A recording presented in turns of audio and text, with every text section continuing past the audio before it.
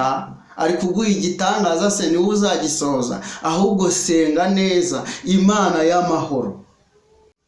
Muraho neza nshuti z'Imana, nshuti z'umusaraba, bakunzi ba Kristo Ariho TV, bakunzi bacu, Yesu nashimwe.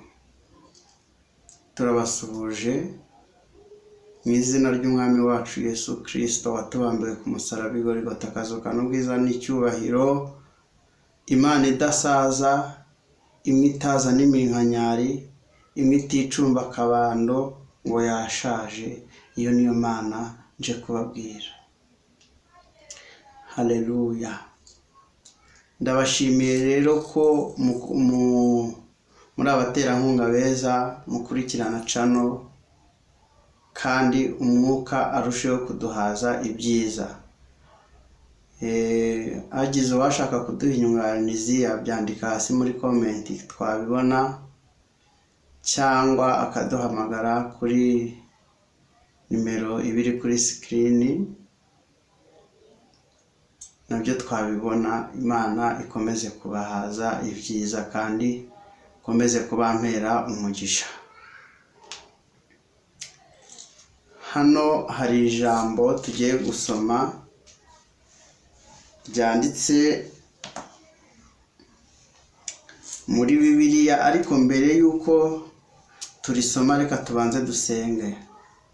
Mana Data wa twese, Imana Nyiringabo, Imana y'amahoro, Imana idakiranirwa ngo yibagirwe imirimo y'abayikoreye, Imana yibuka imfubyi, Imana yibuka abapfakazi, Imana yibuka abashonje, Imana yibuka abambaye ubusa, Imana yibuka ababuze uko bagenza.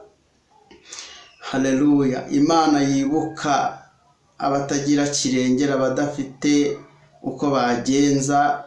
Data wa twese ndagushimye, gushimiye kuri Imana ihora iturinda, kandi n'uyu munsi waturinze, ishimwe ni iryawe. Haleluya.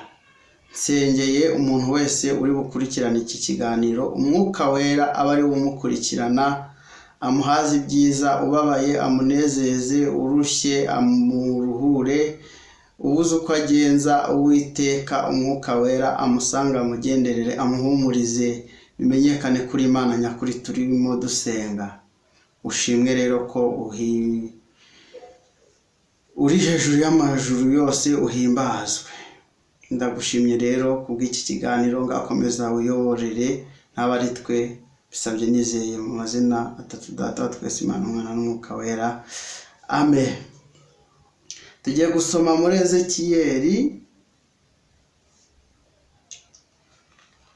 Ezekiyeli ibice 14.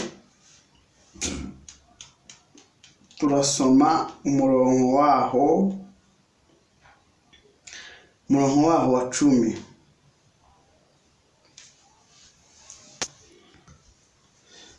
Turasoma umurongo waho wa 10. Haranditse ngo, nabo bazajyana n'ibibi byabo. Ibibi by'umuhanuzi bizahwana n'ibibi by'umumpanuriza. Dusubiremo, reka dusome iri jambo, dusomera ijambo neza.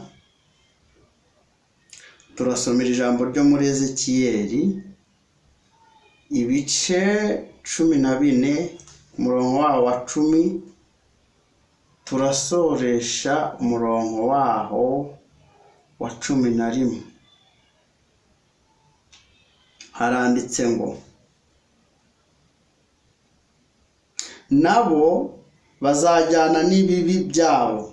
Ibibi by'umuhanuzi bizahwana n'ibibi by'umumpanuriza, kugira ngo inzu ya Isirayeli itazongera kuyoba, ngo inyimure cyangwa ngo yongere yiyanduze ibicumuro byabo byose. ahubwo babe ubwoko bwanjye nanjye mbe Imana yabo, niko Uwiteka umwami Imana avuga. Niko umwami Uwiteka avuga. Imana ishimwe cyane. Haleluya. Imana nishimwe cyane. Mwebwe mudukurikiranye, ntabwo turi abahanga mu by'Imana, ariko Imana iri kumwe natwe, byose biremera. Haleluya. Imana iri kumwe natwe, byose bigize bite? Biremera. Kuko ijambo ry'Imana ari ryo rikuru cyane, niyo mpamvu tubanje kurisoma. Ariko ntitwabura kuririmba k'uyu muririmbyi kugira ngo wumve amavuta n'icyanga cy'umwuka wera. Haleluya. Umuririmbyi wa 28 aravuga ngo twarabatuwe rwose rwose mu mwami wacu Yesu, twigishwa ijambo rye rizima mu mbaraga z'umwuka, cyo dukomeze tugendere dutsinde ibigeragezo, turwane intambara twizeye, twihanganire byose, cyo dukomeze tugendere dutsinde ibigeragezo, turwane intambara twizeye, twihanganire byose. Turabasirikare benshi twogejwe mu maraso, umwami wacu Yesu Kristo ni nawe muyobozi, kubw'imbaraga ze dufite tuzabaho no mu rupfu, dukomeze dushyire mbere dushimire Uhoraho. Kwa Yesu dufite ubutware, dufite ubushobozi, iyo twizeye amagambo ye uko yayatubwiye. Umusaraba haturuka iriba rimara inyota, bahanywereye amazi meza, amazi y'ubugingo. Umusaraba haturuka iriba rimara inyota, bahanywereye amazi meza, amazi y'ubugingo. Ijuru n'igihugu cyacu cyuzuyemo amahoro, mu gihe tuzakigeramo tuzahimbaza Yesu. Umukiza azahanagura amarira yacu yose, tuzanezererwe igihugu yadusezeranije. Umukiza azahanagura amarira yacu yose, tuzanezererwe igihugu yadusezeranije. Haleluya. Imana nishimwe. Haleluya. Imana nishimwe, Imana nihimbazwe. Haleluya. Imana nishimwe, nihimbazwe. Imana nishimwe, nihimbazwe. Ngo twarabatuwe rwose rwose mu mwami wacu Yesu Kristo, twigishwa ijambo rye rizima mu mbaraga z'umwuka. Cyo dukomeze tujye mbere, dutsinde ibigeragezo, turwane intambara twizeye, twihanganire byose. Aha sinabura kukubaza, mbese wowe uri kwihanganira byose? Ibiri kuza bigusanga uri kubasha kurwana intambara neza? Uri kwihanganira byose? Cyangwa nawe umeze nka wa wundi ngo wahuye na mugenzi we yamukandagira akavuga ati ngo bagakiza nakarambika hasi nkabanza nkakwereka? Ariko mwebwe ntago mwaba nkabo, kuko mwabatuwe na Kristo Yesu.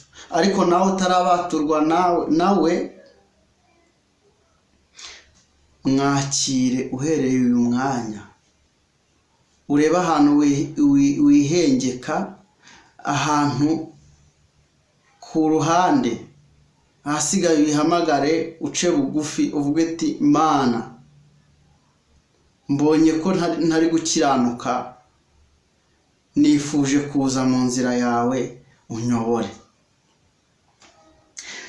Kabiri haravuga ngo turi abasirikari benshi twogejwe mu maraso y'umwami wacu Yesu Kristo, ni nawe muyobozi.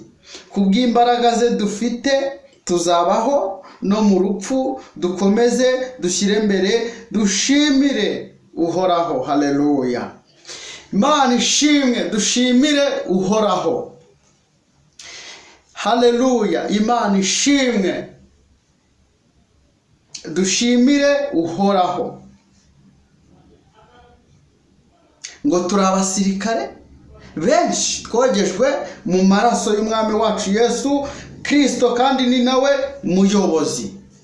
Ngo kubw'imbaraga ze dufite tuzabaho no mu rupfu, kandi dukomeze dushyire mbere, dushimire iki? Imana ihoraho, data wa twese uri mu ijuru. Imana ihimbazwe. Haleluya. Imana ishimwe, ndikumva ndi gufashwa. Imana ishimwe. Imana imfashe ubyumve neza. Ntago ndi nka babandi baza ngo akiri igitangaza, ari kuza aniha, ari kuguha igitangaza, se niwe uzagisoza. Ahubwo senga neza. Imana y'amahoro, Imana y'imbaraga, Imana ifite ubutware ndetse n'ubushobozi, Imana yo kwizerwa, Imana yo kwiringirwa, niyo igomba kuguha igitangaza nk'uko ariyo yabigennye, kandi ikakiguha ntawe yigishije inama. Imana ishobora byose. Gatatu, ngo kwa Yesu dufite ubutware, dufite ubushobozi iyo twizeye amagambo ye uko yayatubwiye ku musaraba, haturuka iriba rimara inyota. Twahanywereye amazi meza, amazi y'ubugingo. Nawe ndakwifuriza kunywera amazi y'ubugingo kuri Kristo Yesu. Nubwo uzahuriramo n'ibigeragezo byinshi, nubwo uzahuriramo n'abakugerageza benshi, nubwo uzahuriramo n'ibikwirukaho byinshi, uzakomere ushikame, kuko mu rugendo dufitemo intambara nyinshi. Ariko iyo uyobowe n'umwuka wera w'Imana, haleluya, iyo uyobowe n'umwuka wera w'Imana, iyo uyobowe n'umwuka wera w'Imana, haleluya, aragufasha akagutsindira kamere, akagutsindira umujinya, akagutsindira uburakari, akagutsindira umujinya w'umuranduranzuzi. Dore ko benshi banarakajwe n'iyi si, bamaze kubona ko nta cyiza cyakongera kubaho. Ariko ndagutangariza amakuru yuko nuba maso ugasenga, mu ijuru hari Imana. Haleluya. Mu ijuru hari iki? Hari Imana. Imana ishimwe. Mu ijuru ni igihugu cyiza, igihugu cyacu cyuzuyemo amahoro. Mu gihe tuzakigeramo tuzahimbaza Yesu. Umukiza azahanagura amarira yacu yose. Haleluya. Azahanagura amarira yacu yose. Tuzanezererwa igihugu yadusezeranije. Imana ishimwe cyane. Imana ishimwe cyane. Nje kukubwira ko hari Imana ikora, ariko idakorana n'abantu barangaye, ahubwo ishaka abantu bafite imitima iciye bugufi kandi imitima ikeye irimo gushaka Imana. Abo ngabo Imana iraza ikabasanga. Imana ishimwe cyane. Haleluya. Ngo tuzanezererwa igihugu yadusezeranije. Imana ishimwe. Umukiza azahanagura amarira ku maso. Haleluya. Tuzanezererwa igihugu yadusezeranije. Imana ishimwe. Ariko nubwo tuzakinezererwa, harimo abagiye kurya igihano cy'Uwiteka. Harimo abagiye kurya igihano cy'Imana. Hano ijambo ryabitubwiye muri Ezekiyeli ibice 14, umurongo wa 10 n'uwa 11. Harabitubwira ngo nabo bazajyana n'ibibi byabo. Abo ni bande? Banza ubumve. Nabo bazajyana n'iki? N'ibibi byabo. Ibibi by'umuhanuzi. Ibibi by'iki? By'umuhanuzi. Ibibi by'umuhanuzi. Nsubiremo, ibibi by'iki? By'umuhanuzi bizahwana n'ibibi by'umuhanuriza, kugira ngo ibibi by'umuhanuzi bizahwana n'ibibi by'umuhanuriza, kuko abahanuzi bakabije kugira ute? Bakabije kubeshyera Imana, kandi ngo iravuze kandi itavuze. Ariko se reka nkubaze, unsubize mu mutima wawe cyangwa no muri comment nubishaka. Reka nkubaze, nje nkaguhetaje ntayo uzabona ukazapfa ufite uvuga ngo Imana yarakubwiye kandi ntabyo yakubwiye, no guceceka ntacyo yampaye. Wahitamo iki? Uhisubize, cyangwa nubishaka wandike munsi. Ariko haranditswe ngo ibibi by'umuhanuzi bizahwana n'ibibi by'umuhanuriza. Ibibi by'umuhanuzi bizahwana n'ibibi by'umuhanuriza.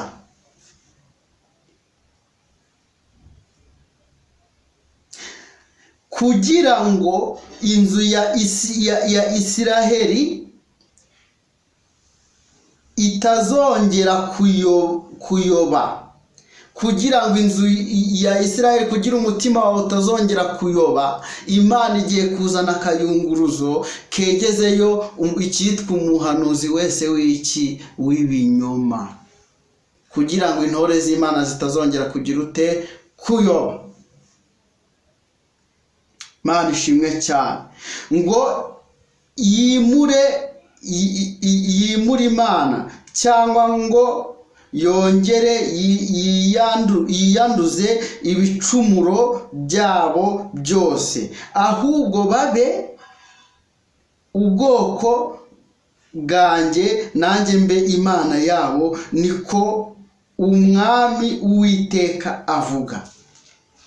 Muri no minsi hateye ibintu bikabije. Bakabije kugwira. Ukaza yabona nta kimana imubwiye, akavuga ati se aravana ntacyo mubwiye, akakiremera akakikubwira kandi ukakijyana. Mbese usenze wowe ntabwo Imana yagusura? Usenze ugaca bugufi, Imana ntabwo yaza muri wowe? Usenze ukihanira kureka, ukareka amatiku n'amanyanga, ukareka inzangano n'uburiganya, ukareka ubugome, ukareka ubugambanyi, ukareka ubusambanyi, ukareka ubujuru, ukareka ubwibone, ukareka ishyari rikabije, ukatura ukavuga ati mwami Yesu Kristo ndaje unyakire nje maramaje. Umuririmbyi hirya arongera aririmba ngo namaramaje pe kujya mu ijuru, wabatinyutse ibyago byose azakurikire umwami Yesu, ntacyamurekesha iyo migambi ye yo guca mu nzira ijya mu ijuru. Niba utinyutse ibyago byose, ngwino ukurikire umwami Yesu Kristo, kuko ibikuyobya biragwiriye. Hari abari gushaka indamu, kavuga ati nubwo aje gusenga iwanjye, yego nta kimana imbiye, ariko se aragenda nta kintu mubwiye, reka nze nkifindafindire kugira abone ko ndi umuhanuzi. Ariko wa muhanuzi we, nawe Imana irakuzi. Wowe uvuga iki Imana itavuze? Imana irakuziye, irakuziye, irakuziye, irakuziye. Nawe ugenda witwaje Bibiliya mu nzira, nta Mana iri muri wowe. Igitabo cy'indirimbo mu nzira, nta Mana iri muri wowe, nta Mana iri muri wowe. Imana iraje ivugane nawe, ije kuguhemba. Ushobora kubibona kuko abenshi ku ma YouTube bamaze kubigira business. Ntawe nje gusebya, ariko nubwo babigize business, suko hatariho abakozi b'Imana nyakuri. Barahari, ahubwo ikibazo ni ukumenya ngo umukozi w'Imana nyakuri ni uwuhe. Ariko wasenze neza, niyavuze ubwabyo byonyine, yaririmba yavuga, wumva ko ari Imana iri muri we. Ni hehe wabonye Imana itanga ibitangaza gusa? Imana igira akanyundo, igira inkoni, igira umunyafu iyo wanze kumva. Bishatse kuvuga ngo Imana iyo uyikurikiye neza, iyo uyikurikiye neza,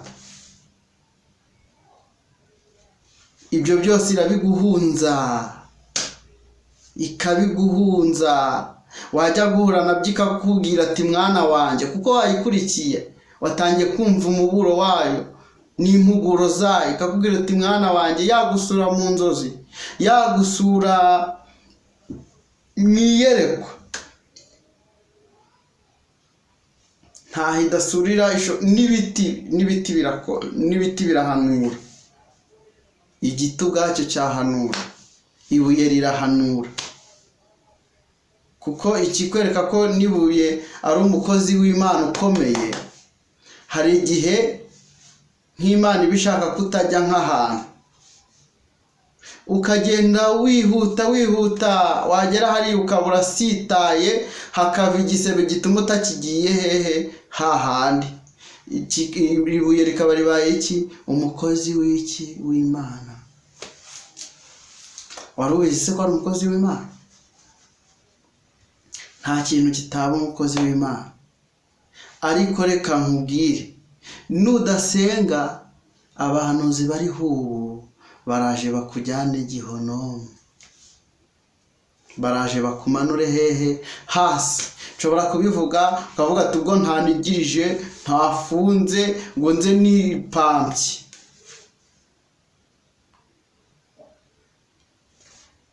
Ngo ntabwo uri bubyumve. Ariko Imana ntikorera kuri baranyica, ahubwo Imana ikora nk'Imana, ikora nk'Imana, ntireba imyenda. Imana ishimwe cyane, Imana ishimwe cyane, Imana ishimwe cyane, Imana ishimwe cyane. nje kukubwira yuko mu ijuru hari Imana. Nje kukubwira ko mu ijuru hari Imana. Nje kukubwira ko mu ijuru hari Imana. Ca bugufi wubaha Imana, ahasigaye Imana itaye mu mutima wawe. Ca bugufi wubaha Imana, ahasigaye Imana ikumvire, ahasigaye Imana igukure mu rujijo urimo, igukure mu rujijo wajyanywemo n'abadiyakoni babi, mu rujijo wajyanywemo n'abakristo babi, mu rujijo wajyanywemo n'abapagani. Ahasigaye ugaruke mu murongo muzima, itagutwarana n'imyanda igiye.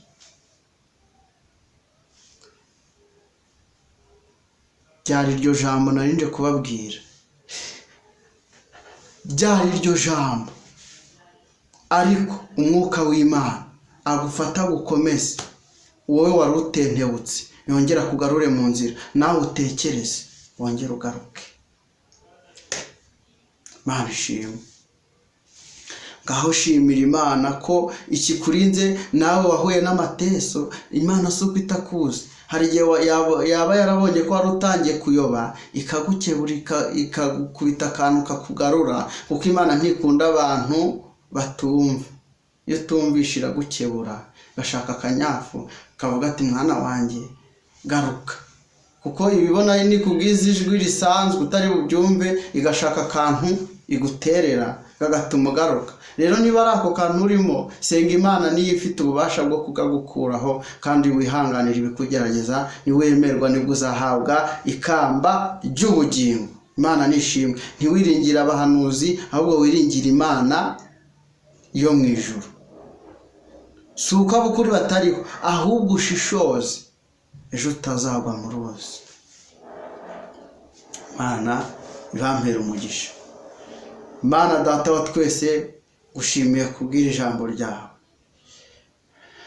Gushimiye kuri Imana ibasha guherekeza ijambo ryawe. Ngaho rishyigikire kandi urikomeze, imenyekane kuri Imana yari iri kumwe natwe. Buri wese uryumvishe rigira aho rimukura n'aho rimugeza. Kandi niba hari aho yari yaracitse intege, wongere umugarure mu nzira, wongere umusubizemo intege mu bugingo, kandi umurengere, umutabare gutabarwa kwiza. Ari abarwayi bakize, ari ushonje umugaburire, buri wese mu ruhande rwe umurengere, kuko uri Imana ibasha gukora. Ijambo ryawe rirarema. Iyo uvuze ngo iki kibe kiraba, niyo mpamvu utsenze mu butware mpabwa nawe, ngo buri wese yaba ufite ikibazo ugikemure. Urareba iyi video, ufite ikibazo gikemure, menyekane kuri Imana iriho, idapfa kandi idasaza. Urakoze Kristo Yesu kubanye natwe, bisabye nize mu mazina atatu, Data wa twese, Imana, Umwana n'Umwuka wera. Amen. Imana ibahe umugisha. Bye bye.